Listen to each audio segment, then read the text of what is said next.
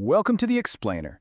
Have you ever wondered why so many heavily funded startups just completely crash and burn, leaving absolute wreckage behind, while a rare few somehow manage to achieve total sovereignty over what they build?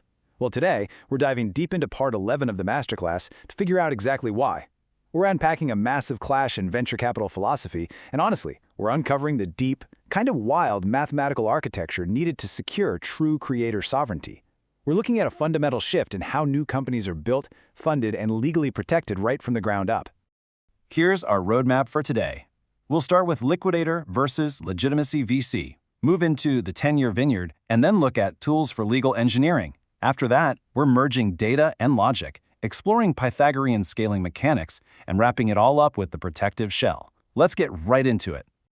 Okay, let's jump straight into Section 1, Liquidator versus Legitimacy VC, and really look at the core of the startup funding dilemma. They don't really care if the horse is killed as long as there is one winning. I mean, wow. This brutal analogy straight from our sources perfectly captures the harsh reality of the old system. It literally treats founders like disposable lottery tickets. The entire focus is purely on throwing capital at rapid, unnatural scale just to artificially inflate user metrics. But what this completely ignores is the immense collateral damage left behind when those companies inevitably burn out. We're talking lost jobs, severely burned out founders, completely wasted technological innovation, and entire markets disrupted just for a quick flip. It's quite literally a casino versus a vineyard. On one hand, you have what the sources defined as the liquidator VC. This operates exactly like a Las Vegas casino floor, placing aggressive bets, riding speculative height cycles, and aiming for rapid short-term extraction. It's a numbers game, not a game of endurance. But on the other side is the alternative, legitimacy VC.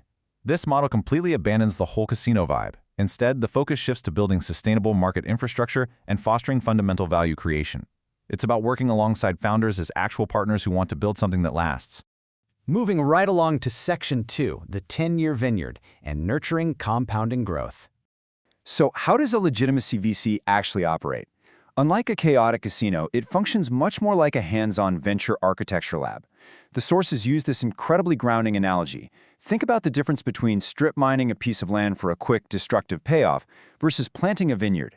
Legitimacy VCs commit to a full 10-year time horizon. And you might ask, why 10 years? Well, because difficult, world-changing technology simply can't be rushed in a 2-year hype cycle. They plant the seeds, help weather those harsh early seasons, and meticulously cultivate a yield that actually grows better, stronger, and heavily compounds over time. That brings us to Section 3, Tools for Legal Engineering, and how we bridge the gap. To cultivate this 10-year vineyard, we clearly can't rely on the old static ways of doing business. First, we have to tackle what the sources call latency as legal damage. This is the immense harm caused when a fast-moving startup's reality changes overnight, but static paper contracts take months to legally amend. We fix this by using dynamic smart contracts that actually update at the speed of software. Second, we require algorithmic consensus. This basically means stakeholders invest actual time and tokens to reach mathematically proven agreement on decisions, rather than just letting the loudest voice in the boardroom win out. And third, we utilize a legal document object model, or DOM. Think of this like the underlying HTML structure of a website, but for contracts. It transforms rigid, dusty paperwork into a living, highly responsive operating system that effortlessly adapts alongside the founder over that entire 10-year journey. Let's dive deeper with Section 4, Merging Data and Logic, the Unified Architecture.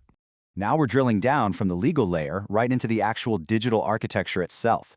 Because to make this new venture model work flawlessly, we need an entirely new technical foundation, specifically an architectural breakthrough called SeedTree DB. You see, standard enterprise software is fundamentally aggressively divided. Imagine trying to write a simple sentence, but your nouns and your verbs are forced to be stored in entirely different buildings. That's traditional software. It separates static databases, which act as our nouns, from active computing logic, which acts as our verbs. This constant back-and-forth divide causes massive namespace collisions and endless programming mismatches. SeedTree DB completely solves this by unifying these two worlds. It brings data and logic together into one seamless, highly deterministic environment. So the crucial point here is how this unified system actually processes information without just tearing itself apart. It uses what's called a LIFO-JSON state tree. LIFO simply means last in, first out. Imagine a highly efficient bouncer at a club who only needs to look at the ID of the person standing directly in front of them to figure out the current absolute state of the line. It only checks the most recent entry to get an immediate proof of state. Combined with a logical bouncer known as the syn-kernel function, which simply evaluates the thesis, antithesis, and synthesis, this structure strictly rejects any conflicting inputs. It creates deterministic elegance, completely eliminating the chaotic mess you typically see in traditional event-driven programming. All right, moving into Section 5, Pythagorean scaling mechanics and the math for non-halting systems. Now here is the multi-million-dollar question. When your database acts as a self-reproducing automaton, constantly spawning new logical nodes with every single event, how do you prevent it from crashing or experiencing a fatal stack overflow?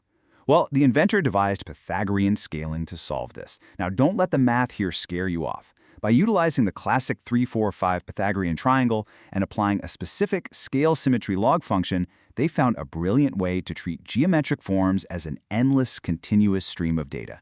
Instead of crunching heavier and heavier numbers until a processor just gives out, this math allows the system to seamlessly scale inward. To easily visualize this, picture a 12 by 10 rectangle nestled perfectly inside a 12 by 8 rectangle. This scale symmetry creates infinite, non-repeating geometric sequences. As the quote says, it's like an endlessly zooming animation, just zooming in forever. By treating state changes as continuous geometric transitions rather than halted, heavy computations, recursive systems can run safely, gracefully, and indefinitely, literally without ever crashing. It is a completely stunning mathematical breakthrough. And that brings us to our final part, Section 6, the protective shell and ensuring creator sovereignty. Let's zoom all the way back out from that microscopic math to the macro human impact. We have our legal tools, and we have our infinite, non-crashing mathematical engine. But how does this actually protect the human founder out there in the real world? Well, to fully understand the immense threat founders face today, consider this staggering number: 250,000. That's the estimated number of overlapping patents acting as a hostile, suffocating legal thicket on a single modern smartphone. It's a massive, invisible minefield that makes it almost impossibly difficult for independent creators to survive without being sued into oblivion by tech giants. The SeedTree DB patent intentionally flips this aggressive dynamic completely on its head. Instead of an extractive weapon used by corporate giants to crush smaller competitors, it's legally engineered to act as a protective shell. Think of it as a good shepherd. It legally anchors the technical architecture and actively shields the open-source ecosystem, keeping it completely safe from corporate lock-in and hostile takeovers. And this right here brings us to the ultimate goal of the entire masterclass. By combining Legitimacy VC's 10-year vineyard philosophy with this mathematical and legal protective shell, founders are kept firmly in the driver's seat. It leverages strict network boundaries, acting a bit like a copyleft poison pill. What this basically means is, if a massive closed AI corporation tries to steal the open source code to mine its data, they're legally forced to open source their own proprietary tech in return. It brilliantly respects both the economic and moral rights of a project, guaranteeing true, unshakable creator sovereignty. As this entire landscape of startup funding and technological architecture fundamentally shifts, we are left with a critical choice. I want to leave you with this final provocative thought to deeply ponder. Will you choose the fast, extractive, disposable casino of the liquidator VC, or will you build and invest in the sustainable, mathematically sound, compounding vineyard of the legitimacy VC? The future of how we innovate depends entirely on your answer. Thanks for joining me on this explainer, and keep building.